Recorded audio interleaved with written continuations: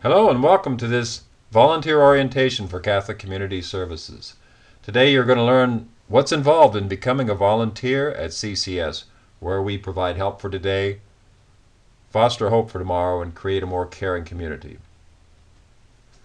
My name is Tom Mulhern, and I'm Executive Director at Catholic Community Services. And I want to thank you for applying to become a volunteer here. This really is a special place, a place where you can get involved and make a real difference in the lives of our neighbors in need. And we are very glad that you're here. The volunteer application process is pretty simple and straightforward. The first step is that you submit an application form and a background check authorization form. These can be found online under the volunteer section, or you can get them at any of our community service centers. We'll then submit the background check, and once that's cleared and looks good, you will meet with the volunteer coordinator for an orientation session. And if you're watching this video, you may be doing this in place of a face-to-face meeting. You'll then receive a preliminary placement in a volunteer position based on your interest and your availability. And then when I confirm that with the manager and the staff in that particular area where you'd like to work and you're able to work, we will then confirm your placement and you'll get started in your volunteer service. And we want everyone to note that not all applicants are placed in a volunteer position. Sometimes people go through the orientation process and decide that it's not a good fit for them, or we may decide that we just don't have the right kind of opportunity for you. But most of the time, once you apply and go through the process, you end up as a volunteer with CCS. Catholic Community Services is a Catholic faith-based organization. What does that mean? Well, it means we're part of the Catholic Archdiocese of Portland. We're a member of Catholic Charities agencies here in Western Oregon, and we're part of the Catholic Charities USA network. Anywhere you go in the United States, there are Catholic Charities agencies. They go by a variety of different names, but there are Catholic Charities agencies serving the poor and helping people in need in every corner of this country. We serve everyone, whatever their faith or their lack of faith. You don't have to be a Catholic to get services from CCS. You don't have to be a Catholic or a Christian to become a volunteer. However, you do have to respect the fact that Catholic Community Services represents the Catholic Church. That's who we stand for. We're the charitable arm of the Church and represent the desire of the Catholic Church in this part of the world to reach out in service to people in need. That's reflected in our mission statement, which says, responding to Christ's message to love our neighbors as ourselves, Catholic Community Services offers immediate help by providing food and other assistance to anyone in need, and seeks to instill hope by helping families take positive steps to move out of poverty. We're going to talk more about our services and then get into the volunteer details, but first a little bit of history. CCS was founded here in Lane County in 1952 by Monsignor Edmund Murnane. The organization has done a variety of things over the years, as you can imagine, including a foster care program, counseling services, and for many years operated a halfway house for moms in recovery. The food program started in 1988 as a partnership between Catholic Community Services and St. Alice Catholic Parish in Springfield. And today we have 2 community service centers, one in Eugene, one in Springfield, and a variety of programs and services throughout Lane County.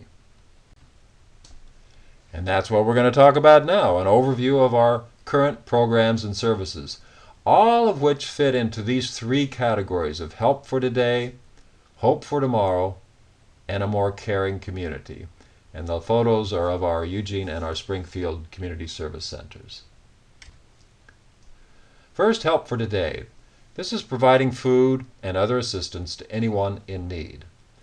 We're big into food distribution at CCS, at both of our community service centers. We partner with Food for Lane County, and in fact, we are the largest distributor of food collected by Food for Lane County here in the area.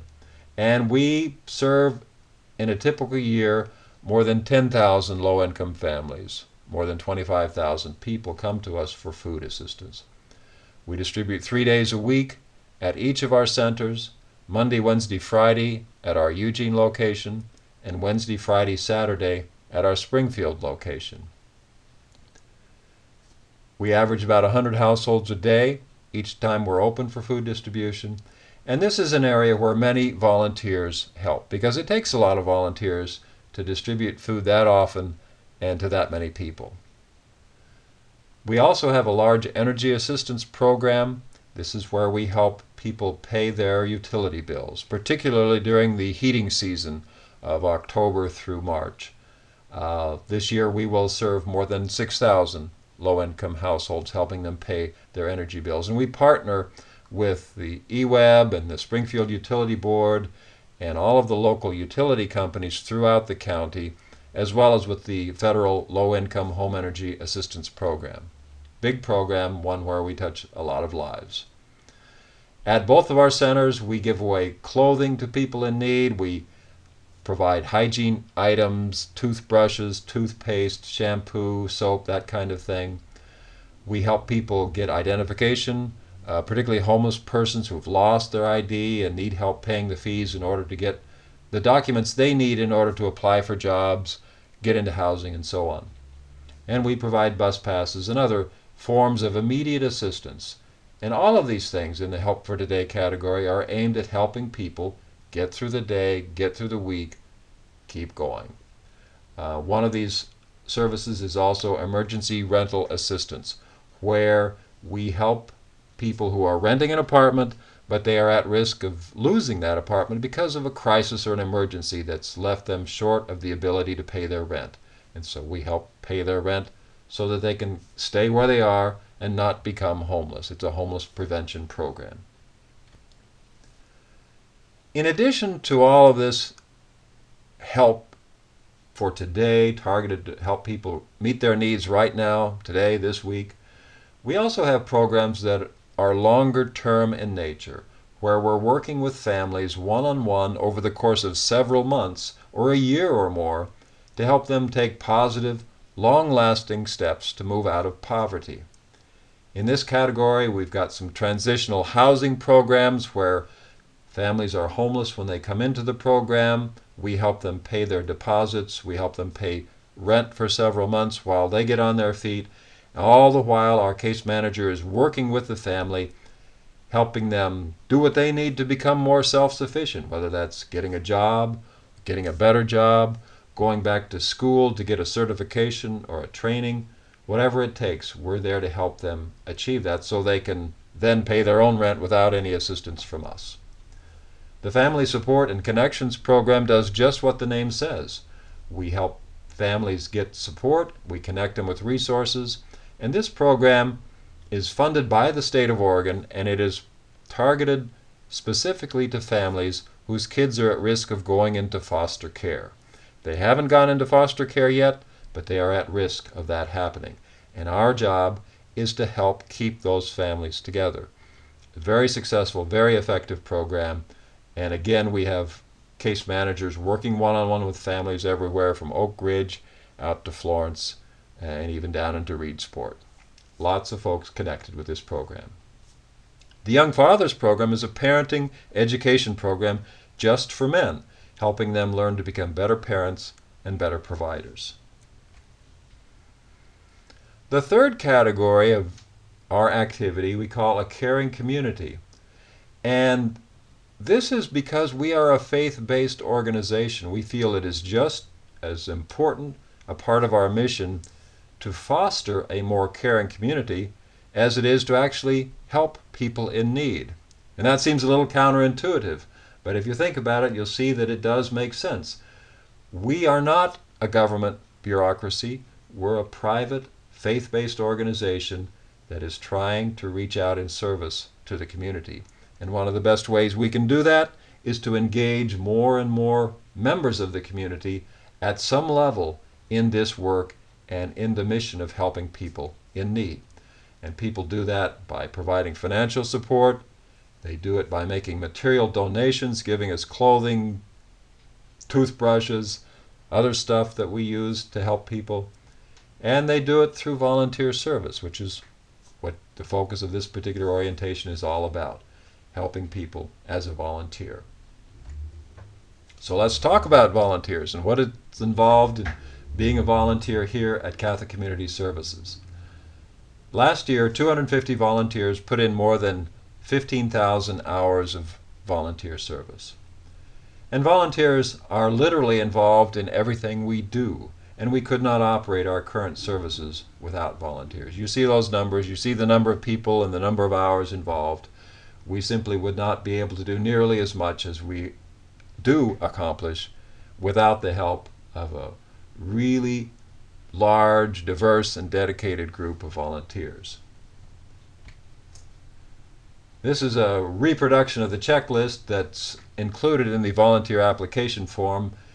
It's really too small a type to see very well depending on how you're looking at this, but it does show the range and the diversity of volunteer opportunities. And at our website you can download a description of each of these volunteer opportunities, a little description that tells you what's involved in each of these areas. So there are lots of ways to get involved as a volunteer at CCS. That's the point of this particular slide.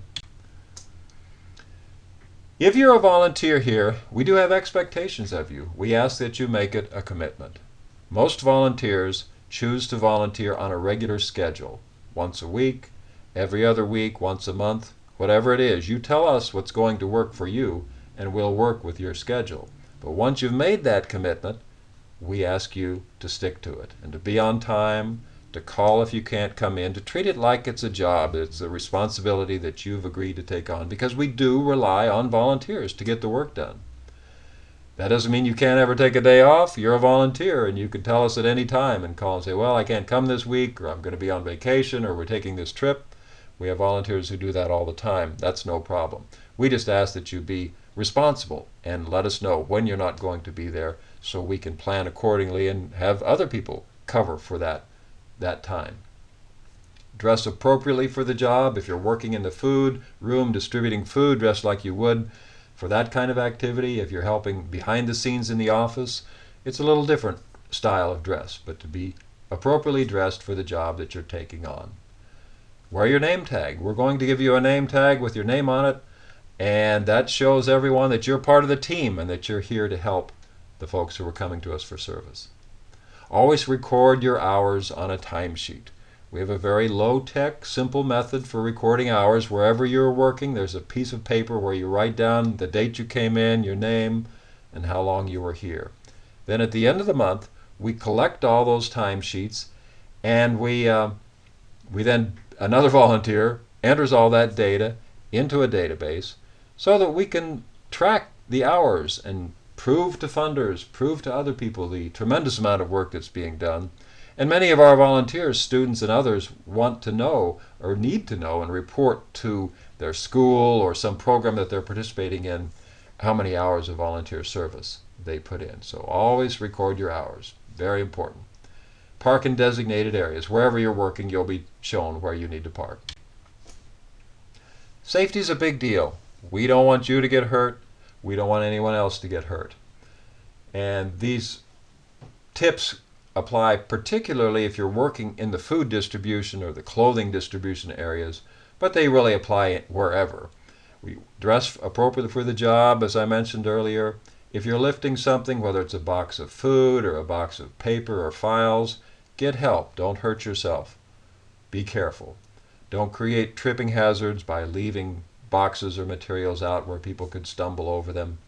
To be aware of overhead items on pallet racks and shelves. We work in warehouses. There are things stacked up, and we want to be very, very safety conscious so that you're safe, everyone else is safe. We don't let volunteers use power tools like drills or saws or mowers or things like that unless you've been cleared and proven to us that you know what you're doing with that particular item. This doesn't come up for most people, but just to be aware. Also, in terms of blood or other body fluids, this will probably never happen during your tenure as a volunteer here, but we do observe what are known as universal precautions.